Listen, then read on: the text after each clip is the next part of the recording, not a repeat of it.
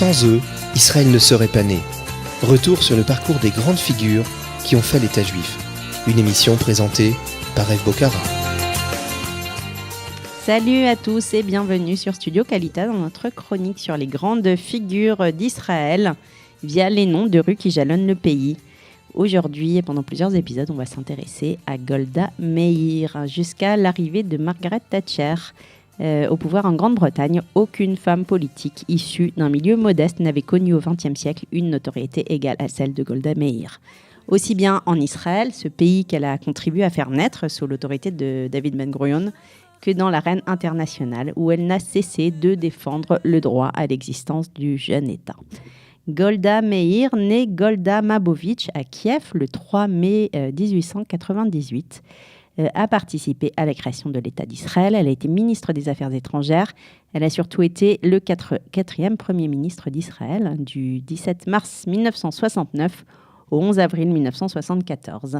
En raison de sa fermeté, elle avait gagné le surnom de Dame de fer de la politique israélienne, bien avant que ce qualificatif ne soit employé encore pour Margaret Thatcher au Royaume-Uni. Une de ses citations bien connues est en ce sens révélatrice.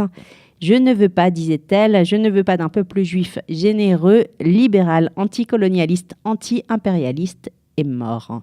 Voilà, pendant sa vie politique, Golda Meir a aussi gagné les surnoms de meilleur homme du gouvernement par David Ben-Gurion et de grand-mère d'Israël par la presse populaire. Elle a été, donc, on l'a dit, la première femme à devenir Premier ministre en Israël et la troisième femme dans le monde à ce niveau de responsabilité. Et on va donc revenir durant plusieurs épisodes sur sa vie. Golda Mabovitch est née à Kiev en Ukraine, au cœur de l'Empire russe en 1898. Dans une famille nombreuse, juive, non pratiquante mais traditionnaliste. Elle est le 7e des 8 enfants de Blum Neidich et de Moshe Mabovitch, un modeste menuisier ébéniste qui milite assez vite dans des cercles sionistes socialistes clandestins. Golda Meir ne va garder que peu de souvenirs de son enfance à Kiev ou à Pinsk, si ce n'est des images de peur et de grande pauvreté. Elle se souvient par exemple avoir pleuré de faim et de colère quand sa mère donnait une partie de sa ration à la plus jeune de ses sœurs. Elle sut aussi très vite, Golda Meir, ce qu'était un pogrom et la ségrégation, puisque la liberté de circulation et de travail des Juifs était en Ukraine sévèrement réglementée par le tsar russe. Et son père va donc choisir d'émigrer vers les États-Unis en 1903. Il va s'installer dans le Wisconsin, à Milwaukee, très exactement, où sa famille, Golda, sa mère et ses frères et sœurs vont le rejoindre en 1906.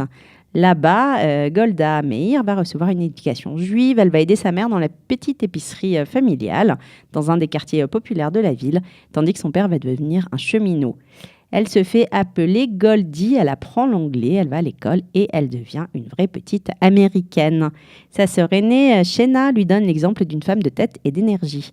À 14 ans, en Russie, Shena faisait déjà partie des sionistes socialistes. Elle organisait des réunions dans l'appartement familial en l'absence de leurs parents.